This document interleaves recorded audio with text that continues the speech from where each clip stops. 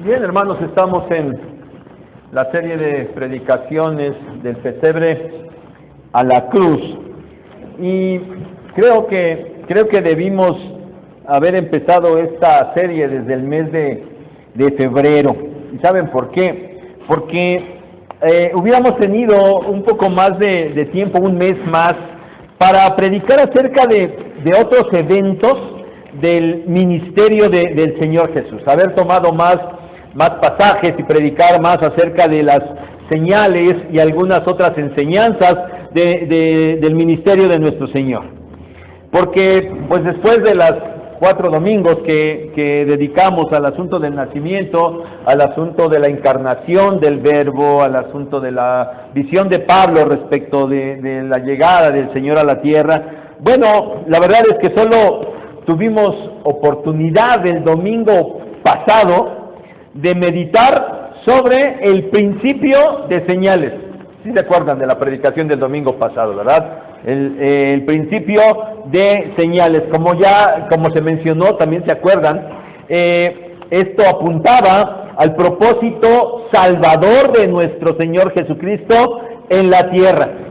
Bueno, esto apuntaba a todo su ministerio en realidad, pero bueno, nada más empezamos, ¿verdad? Cuando empezó el ministerio allá en Caná de Galilea, Juan capítulo 2.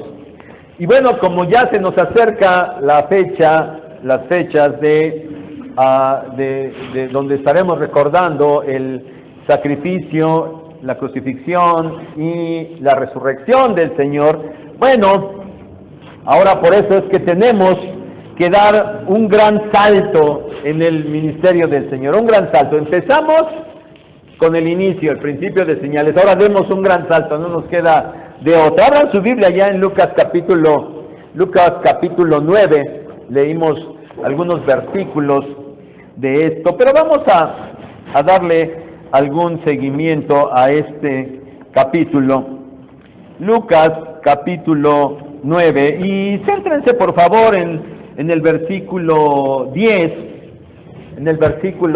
vengan ahí, pongan su vista en su Biblia, y bueno, todas las Biblias tienen titulitos, ¿verdad? Que ya saben que los titulitos no son parte del texto bíblico, pero bueno, nos dicen de qué trata la porción, y ya vieron, ¿verdad? La porción del versículo 10 es la alimentación de los 5,000. Bueno, este es uno de los pasajes que se encuentran en los 4 evangelios. No son muchos, ¿verdad? No son muchos, pero este es uno de los pocos acontecimientos, pocas narraciones, las pocas señales, como las llama Juan, que se encuentran en los 4 evangelios. Ahora, miren, quiero que sigamos la cronología del hermano Ernesto Trenchard, que nos plasma ahí en su libro Introducción a los 4 evangelios. Él hace una cronología de los acontecimientos del ministerio del Señor. Y bueno, si seguimos esta cronología, saben, este acontecimiento allí de la alimentación de los 5,000 sucedió aproximadamente 2 años y un mes después del principio de señales. Después de aquel momento cuando el Señor Jesús convierte el agua en vino, Juan capítulo 2, que eso es lo que vimos la semana pasada. Entonces, 2 años y un mes después, la alimentación de los 5,000. Por eso les dije, hay que dar un gran salto en el ministerio del Señor. Para este acontecimiento de la alimentación, bueno, ya el ministerio del Señor Jesús había crecido. Él era conocido tanto en Galilea, allá en el norte, como en Judea, allá en el sur. Los líderes religiosos ya estaban manifestando un abierto rechazo a la persona del Señor. De ninguna manera esos líderes religiosos aceptaban que Jesús pudiera ser el Mesías Rey que el pueblo estaba esperando. Y obviamente la presión y la influencia de los líderes también afectaba a mucha parte del pueblo. El pueblo, los líderes, estaban empezando a rechazar al Señor Jesús. Bueno, unos 5 meses después, más o menos, de la alimentación de los 5,000, sucede lo que vemos en los versículos 18 al 27. La confesión de Pedro. Jesús, después de que está pasando esto con el pueblo, le pregunta a los discípulos: oigan, ¿quién dice la gente que soy yo? Y bueno, que eres alguno de los profetas. Pero después viene la gran pregunta: ¿y ustedes? ¿Quién dicen que soy yo? Y Pedro tomando la voz, como siempre, y tomando el liderazgo, ¿verdad? Dice: tú eres el Cristo, el Hijo de Dios. A los discípulos, de alguna manera, Dios ya les empezaba a revelar. El Señor se lo dijo: bienaventurado eres Pedro, porque esto no te lo reveló carne ni sangre, sino el Padre que está en los cielos. Sí, a Pedro, a los discípulos, se les había revelado quién era Jesús. Y a partir de entonces, a partir de esta declaración, y dado que Jesús está ya siendo rechazado por el pueblo, el Señor, aunque sin dejar por completo su ministerio para con el pueblo en general, ahora a partir de aquí se empieza a centrar más en sus discípulos. Les empieza a dar más enseñanza, les empieza a hablar de otras cosas y les empieza a tomar como ese grupo que necesita continuar el mensaje que él estaba empezando. Y entonces, en Lucas capítulo 9, que vemos ahí 21 y 22, el Señor Jesús le empieza a decir a sus discípulos que Él va a morir. Después de que aquellos reconocen quién es Él, ahora les dice: voy a morir. Y les empieza a decir eso. Bueno, si seguimos con este capítulo 9 de Lucas, saben, un par de meses después, nos encontramos en el versículo 51 del capítulo 9. En este momento, si hemos venido haciendo la cuenta de los meses que les vengo diciendo y los años, bueno, en este momento de Lucas 9:51, han pasado 2 años y 8 meses después de que Jesús le había dicho a María: ¿qué tienes conmigo, mujer? Aún no ha venido mi hora. Finalmente, el tiempo había llegado. Y Lucas escribe: cuando se cumplió el tiempo en que él había de ser recibido arriba, afirmó su rostro para ir a Jerusalén. Meditaremos, hermanos, en esta hora, en este solo versículo, Lucas 9:51. Y lo vamos a ir desglosando el versículo. Y la primera cosa, el cumplimiento del tiempo. Cuando se cumplió el tiempo en que él había de ser recibido arriba, afirmó su rostro para ir a Jerusalén. ¿Cuándo se cumplió el tiempo?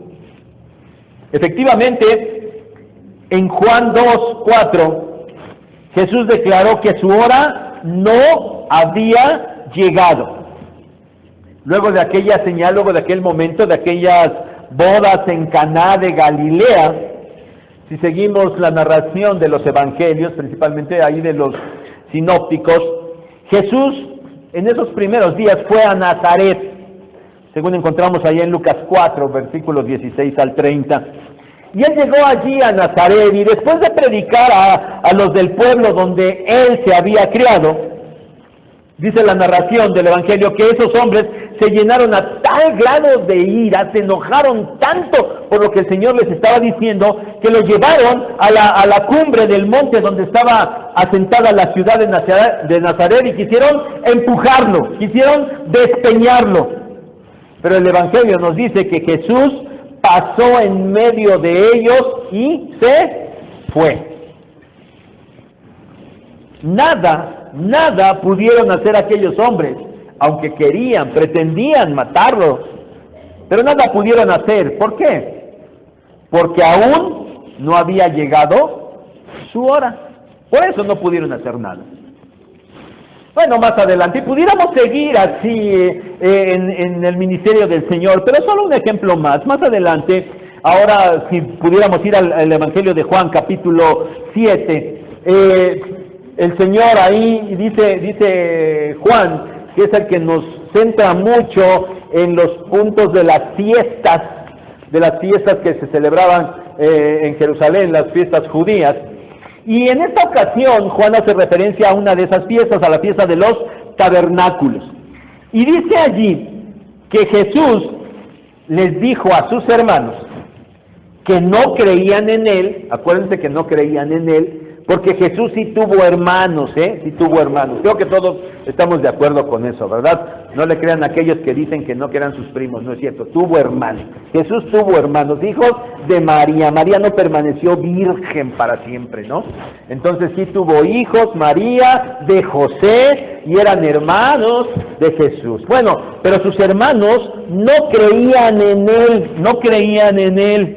Y entonces ahí en Juan 7, cuando venía esta fiesta de los tabernáculos, esos hermanos lo empezaron a instigar y le dijeron que por qué no iba a la fiesta allá a Jerusalén y por qué no se manifestaba abiertamente allá en Judea para que sus discípulos vieran allá lo que él también estaba haciendo por acá. Y Jesús les dijo, no, vayan ustedes, yo no voy a ir, y les aclara, porque aún no ha llegado mi hora. Sí, Jesús les está diciendo varias veces, todavía no es el tiempo. Pero ahora, Lucas 9:51, el tiempo por fin ha llegado.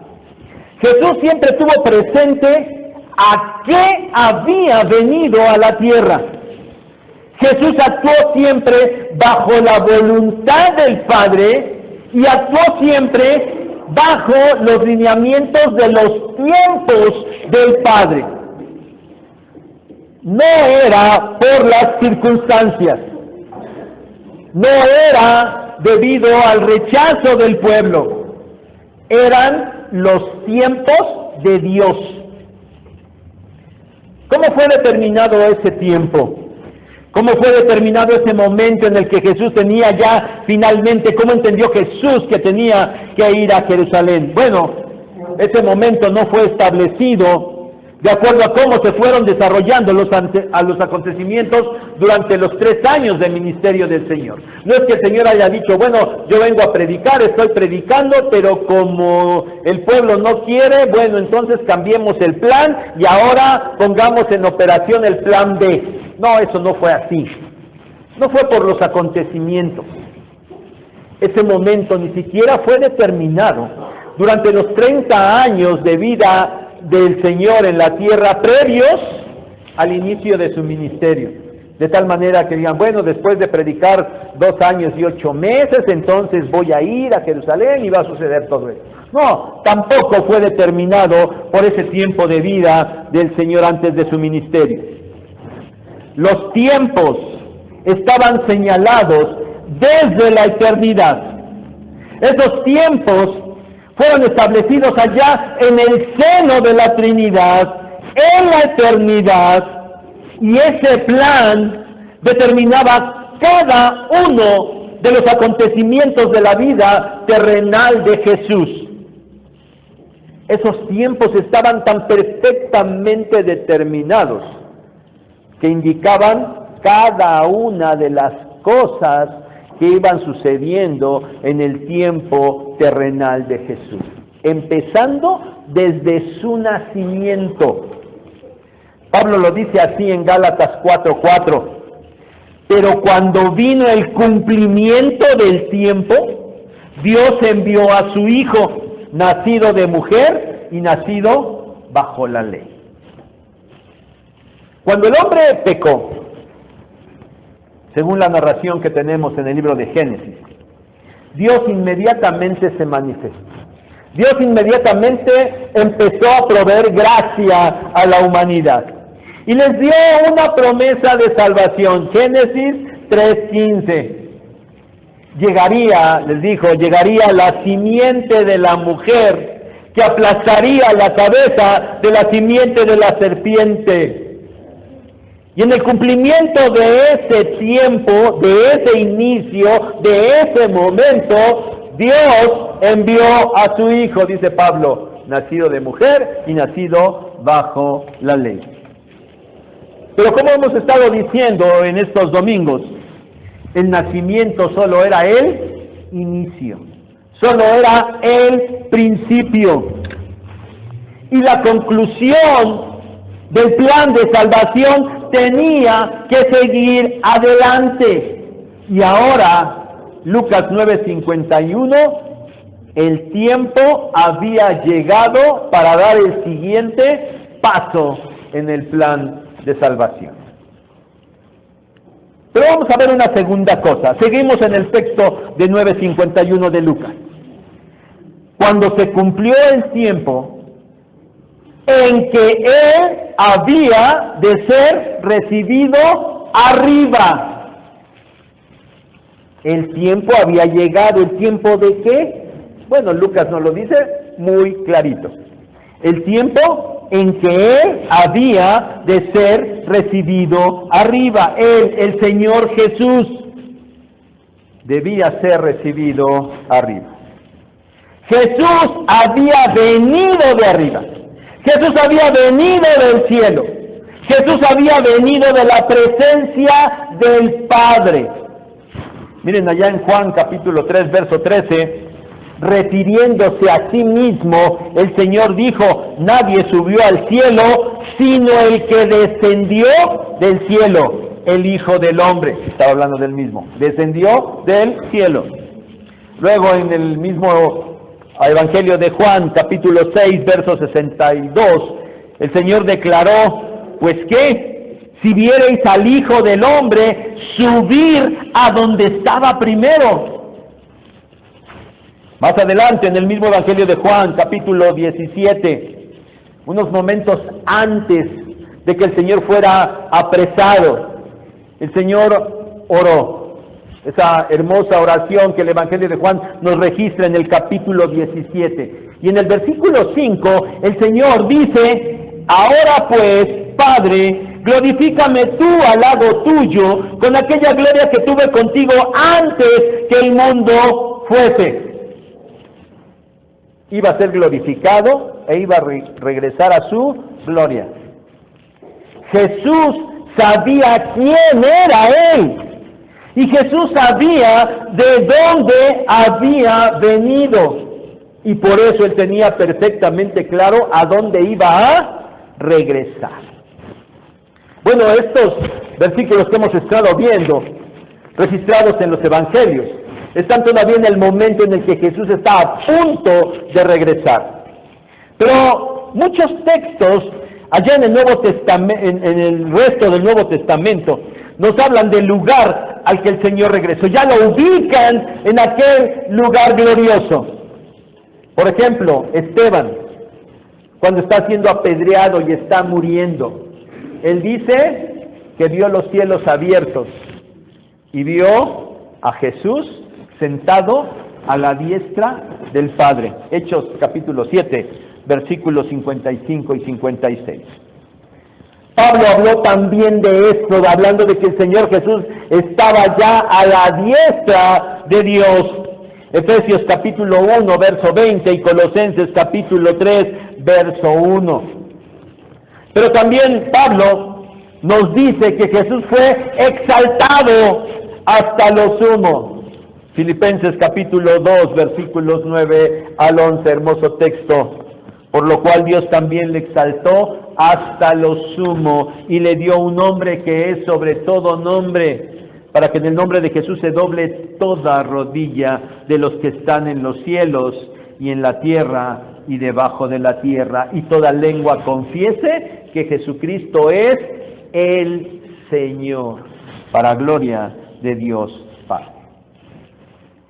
Si Jesús iba a regresar, el tiempo había llegado. El tiempo había llegado en que Jesús regresaría al cielo, al lado del Padre, a ocupar el lugar de gloria que le correspondía. Había llegado el tiempo de eso. Pero sigamos con Lucas 9:51.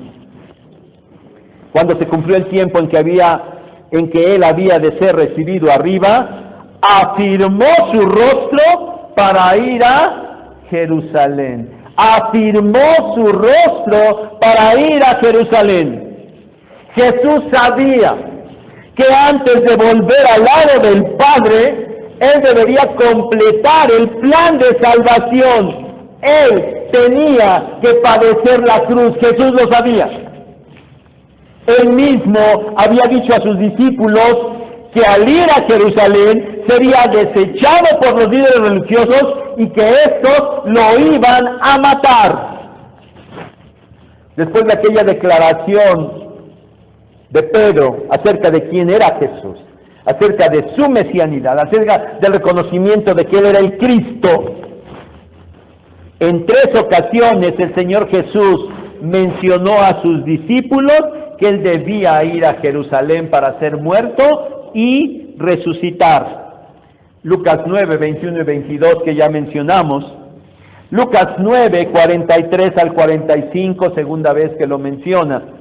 Y finalmente, un poco antes, cuando ya estaba por entrar a Jerusalén, un poquito antes de entrar, y cuando Él se manifestó ya como el Mesías, cuando se subió aquel pollino y entró a Jerusalén diciendo yo soy el Mesías, bueno, antes de eso también lo reafirmó, iba a ir para allá, pero lo iban a matar. Lucas 18, 31 al 34. Y otra vez, hermanos, y nuevamente vamos al resto del Nuevo Testamento. Nos vamos a encontrar muchos textos que nos hablan de esta necesidad de sufrimiento antes de la exaltación. A ver, ya mencionamos la exaltación que menciona Pablo a los Filipenses, capítulo 2, 9 al 11, pero antes, y ustedes lo saben, saben los versículos, los predicamos el mes pasado, versículos 6 al 8, que nos dicen claramente que Jesús no estimó ser igual a Dios, sino que se despojó a sí mismo y tomó una forma de esclavo, y se humilló a sí mismo y se hizo obediente hasta la muerte, y muerte de cruz. Y después de ese versículo 8, empieza en el 9, por lo cual, por la humillación, por la muerte en la cruz, por eso Dios lo exaltó hasta lo sumo. Era necesaria la humillación antes de la exaltación. El escritor de Hebreos, capítulo 2, verso 9, nos dice que vemos a Jesús coronado de gloria y de honra a causa de los padecimientos de la muerte. Porque Él padeció la muerte, después fue coronado de gloria y de honra.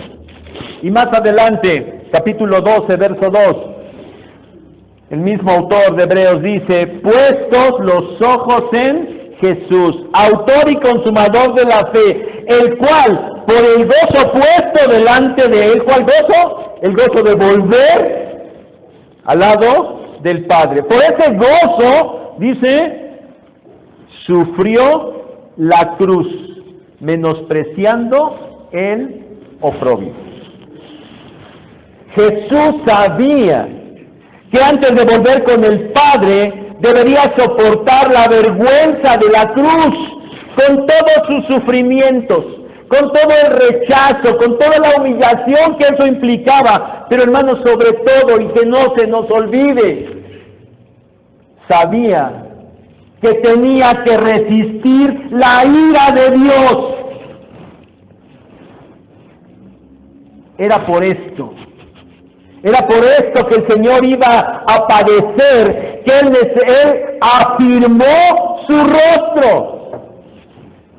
La palabra afirmó describe algo que es fijo, inamovible, o que está firmemente establecido.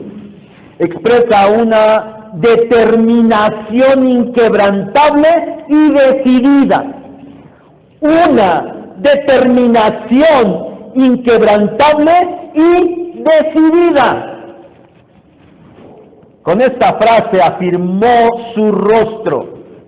Lucas nos está diciendo que el Señor Jesús tomó la firme determinación de ir a Jerusalén, a morir en la cruz. El plan de salvación necesitaba para su cumplimiento que el Señor afirmara su rostro. Hermanos, ¿cuántas historias ficticias conocemos acerca de los héroes, verdad? Que ofrecen sus vidas por alguna causa noble. Bueno, creo que a muchos, si no a todos, pero a muchos les gusta ver películas, ¿verdad? Y en las películas una y otra vez encontramos a héroes que ofrecen sus vidas para salvar inclusive a la humanidad. No sé cuántas les podría yo platicar, o si les hubiera oportunidad a ver de cuál se acuerdan, no sé. Y bueno, creo que están esperando dentro de 2 semanas ya muchos, ¿verdad? Ya todos saben, ¿verdad? Ni les dije nada, ya saben cuál, ¿no? A ver cómo aquellos héroes van a salvar a la humanidad de ese malvado del Thanos, ¿verdad? Pero bueno, así es, ¿no? Me acuerdo, por ejemplo, de esa película del Día de la Independencia. Está la nave allí, la nodriza, hay que destruirla. Hay un momento ahí que hay que aprovechar cuando metieron por ahí el virus. Y bueno, ya todos los aviones, el presidente y todos los que van ahí, dispararon sus misiles y ya nada más queda un avión con un misil. Y en ese momento lo dispara y está atorado. ¿Se acuerdan de la película, verdad? Y entonces, ¿qué hace este héroe? Se avienta como kamikaze, ¿verdad? Se mete con todo y avión y con todo misil y ¡pah! Se explota la nave y ¡bah! Ganó la humanidad, salvó a la humanidad. Bueno, anoche curiosamente en la televisión está otra película de esas que cuando vienen los meteoritos, los gigantes meteoritos en contra de la Tierra, ¿no? La misma historia. Van a sembrar unas bombas por allí y las bombas se atoran y entonces los que van en aquella nave espacial deciden lanzarse como kamikazes ahí en contra del meteorito para destruirlo, ¿verdad? Se despiden de todos y bueno, ¿cuántas historias, hermanos, como estas, ficticias, donde hay héroes que entregan su vida para salvar a la humanidad? Pero también saben, hay historias de personajes reales. Hay historias de personajes reales que también enfrentan la muerte con una gran entereza por haber cumplido con sus ideales. Y ustedes pueden leer la historia de los últimos días y de la noche anterior y de los momentos en que Miguel Hidalgo es llevado para ser fusilado. ¡Wow! Podemos decir cuánta entereza de aquel hombre que finalmente entrega su vida por causa noble de independizar a México. Y nosotros, gracias a Miguel Hidalgo, somos libres. ¿Y cuántas historias, hermanos, falsas?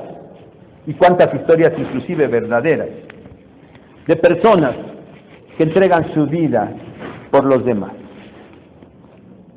Pero hermanos, el caso del Señor Jesucristo no tiene comparación. Nada se le parece, ni en lo más mínimo. Nada se compara a lo que Jesús estaba haciendo. Bien dice Pablo a los Romanos, capítulo 5, verso 7.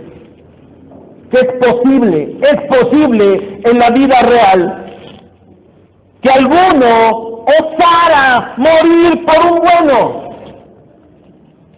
Pero Jesús iba a la muerte por los pecadores. Por los pecadores que nada merecían. El Señor iba a la muerte por nosotros, pecadores, que nada merecemos.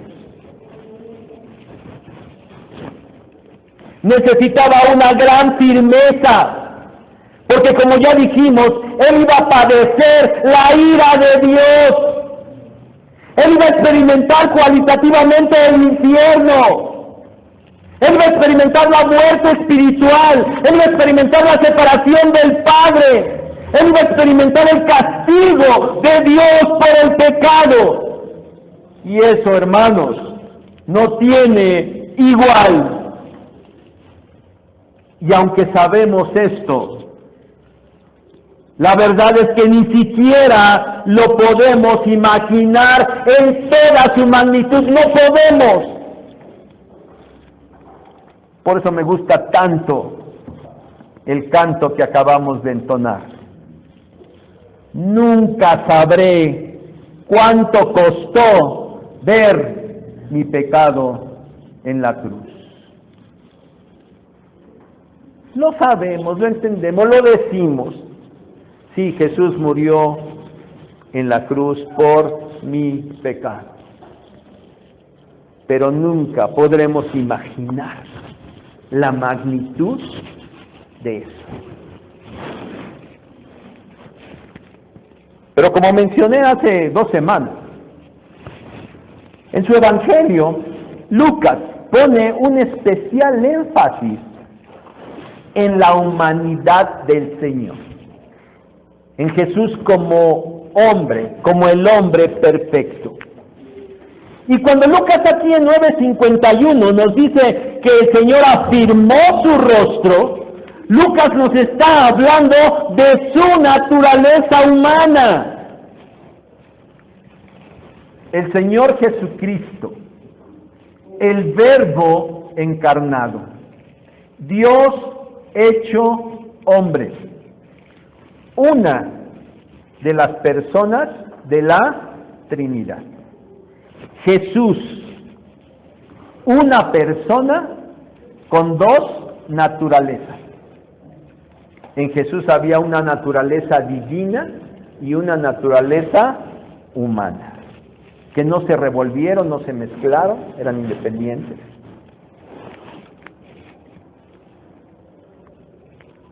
Y en el Señor Jesús hay dos voluntades, la voluntad divina y la voluntad humana.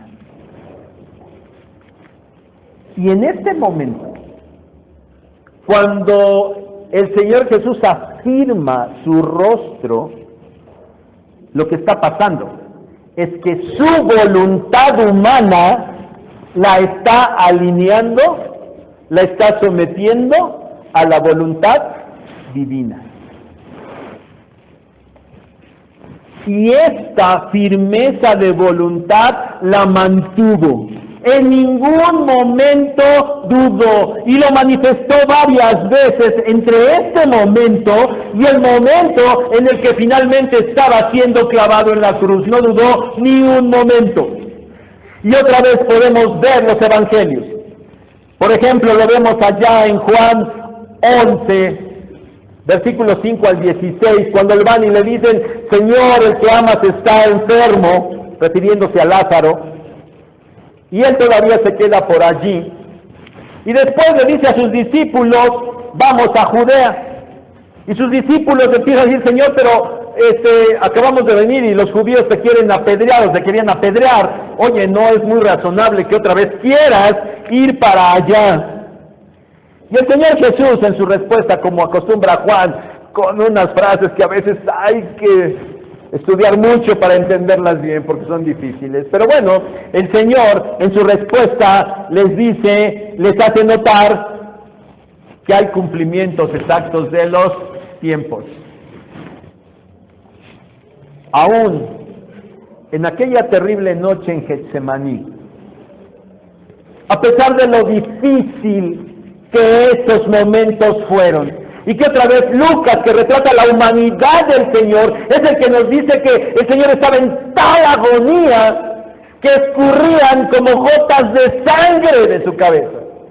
Tal agonía era la del Señor, pero a pesar de eso, el Señor Jesús 3 veces, orando al Padre, le dijo, no mi voluntad, sino la tuya. Hermanos, ¿qué carácter el del Señor Jesús? ¿Qué temperamento el del Señor Jesús? ¿Qué sería de nosotros si el Señor no hubiera firmado su rostro para ir a morir a Jerusalén? Este es el carácter del Señor en el que nosotros hemos depositado nuestra fe. ¿Cuántas veces nosotros sabemos, inclusive a lo mejor hasta nosotros, algunos de ustedes, han necesitado la ayuda de alguien? Y ese alguien tiene que ir a hacer un trámite o hablar con alguien, algo tiene que hacer otra persona, ¿verdad? Para ayudarles a salir de algún problema. Pero están ahí con la incertidumbre, y si no va, y si se le olvida, y si algo se le atraviesa, si dependemos de alguien, pero, híjole, y si no, entonces mi asunto va a quedar por ahí atorado o no se va a resolver. No sabemos si aquella persona finalmente cumplirá. Pero con el Señor Jesús tal cosa no pasó. Él afirmó su rostro y se encaminó a la cruz. Y gracias a esa fortaleza, gracias a esa firmeza de espíritu, gracias a esa determinación, es que nosotros hoy podemos estar aquí gozando de salvación. Y bien pudiera terminar la predicación en este momento. Pero no quiero, hermanos, que nos quedemos solo con lo grandioso de la enseñanza en cuanto a nuestro Señor en su camino a la cruz. Yo quiero que consideremos rápidamente cómo es que nosotros debiéramos responder a esto. El Señor afirmó su rostro para ir a Jerusalén a morir en la cruz. Y por lo menos, debiéramos responder de dos maneras. Primera, con una enorme gratitud. Con una enorme gratitud. Segunda, imitando su entereza. Imitando su fortaleza. Claro, que con la debida proporción guardada. Y con relación a la gratitud, quiero decirles lo siguiente. Quizás debiera ser lo menos que pudiéramos hacer. Responder con gratitud a esa entereza del Señor Jesús. Pero, hermanos, no solo con un sentimiento de gratitud, ay, sí, estamos bien agradecidos, o simplemente con una mera expresión de gratitud, sino con una gratitud manifestada en acciones, ¿Cuáles acciones pudiéramos determinar? Bueno, por lo menos en obediencia. Sabemos todo lo que el Señor manda. Nuestra gratitud a Él debería manifestarse en obediencia a sus mandamientos. Pero también pienso en gratitud manifestada en alabanza, en adoración. Nuestra vida debería ser una vida permanente de adoración y alabanza al Señor. Y otra vez, empezando con lo más sencillo, que serían los momentos cúlticos dominicales. Si tú de verdad valoraras la entereza del Señor y su firmeza para ir a morir por ti en la cruz, por lo menos deberías estar aquí cada domingo sin faltar para estarlo alabando. Y yo espero que te hayas dado cuenta, todos los cantos del día de hoy y los que vienen durante el mes, todos serán para exaltar el nombre de nuestro Señor Jesucristo y por su obra de salvación. Pero todavía quiero hacerles un llamado más. Una gratitud que se exprese en la celebración de la cena del Señor. Y escúchalo bien. En la celebración de la cena del Señor, a la cual, con tanta displicencia, la mayoría de ustedes faltan a ese acto en el que precisamente estamos recordando el sacrificio del Señor para nuestra salvación. No me interesa. Ay, a ver si voy el siguiente mes.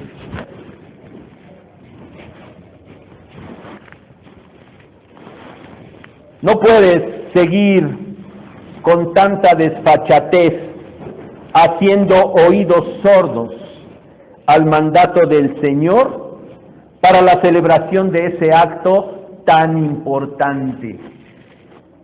Pero la mayoría que saben que deben estar, brillan por su ausencia.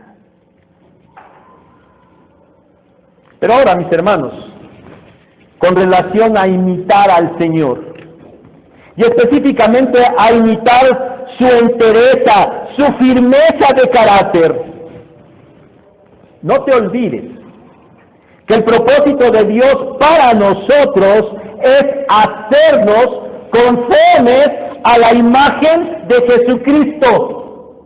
Romanos 8:29. Se los voy a leer para que se acuerden. Porque a los que antes conoció, también los predestinó para que fuesen hechos conformes a la imagen de su Hijo. El propósito de Dios al salvarnos es hacernos conformes a la imagen de nuestro Señor Jesucristo. Así es que, mis hermanos, debemos imitar su carácter. Debemos imitarlo afirmando nuestro rostro para obedecer su voluntad, para obedecer la voluntad de Dios. Nosotros no vamos a ir a morir a ninguna cruz y no vamos a entregar la vida por nadie, no podemos, ni siquiera por nosotros mismos. Si alguien dijera así, que me crucifiquen en la cruz y que muera yo ahí desangrado, no te serviría de nada. Porque nuestra sangre pecadora no sirve para nada.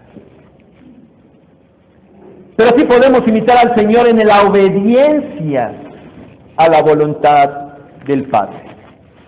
Y el escritor de Hebreos nos lo recuerda allá en el capítulo 12, verso 3. Considerad a aquel que sufrió tal contradicción desde pecadores contra sí mismo. ¿A quién se está refiriendo? Al Señor Jesucristo. Y el escritor de Hebreos dice, considérenlo a Él. ¿Para qué? Para que vuestro ánimo no se canse hasta desmayar. Hermanos, no necesitamos mayor motivación para una vida cristiana correcta, más que considerar a nuestro Señor Jesucristo y su sacrificio. Eso debería ser suficiente para que fuéramos buenos cristianos. Tienes que afirmar tu rostro, porque en ese propósito de Dios, para hacerte como Jesús, hermano, escúchalo bien, vas a tener que pasar por un proceso de purificación. No lo vas a poder librar. Y ese proceso a veces va a ser doloroso. No creas que vas a pasar la vida cristiana muy feliz, contento y sin problemas. Olvídate, no va a ser así. Para que llegues a la estatura de Cristo, tendrás que sufrir aflicciones y tendrás que sufrir problemas. Es como cuando se purifican los metales. Cuando el oro hay que hacerlo lo más puro que pueda hacerse. ¿Cómo lo trabajan? A base de fuego, para ir limpiando toda la escoria, de tal manera que el oro llegue a estar totalmente puro. En el proceso de parecerte más a Jesús, vas a tener que atravesar por aflicción. y por cosas que no te gustan. Pero es necesario. Y por eso tienes que afirmar tu rostro.